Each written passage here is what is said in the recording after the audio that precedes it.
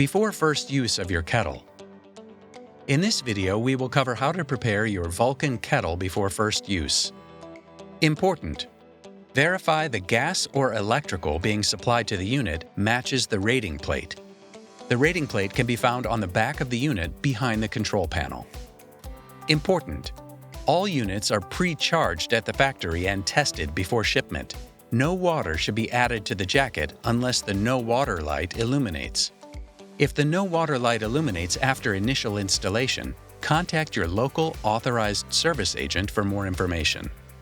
Wipe down the kettle with detergent and water to remove any dust and debris accumulated from shipping the unit. Dry the kettle with a lint-free cloth. On 40 to 150-gallon fully jacketed kettles, check the jacket water level by looking at the sight glass at the rear of the kettle with both the upper and lower valves open.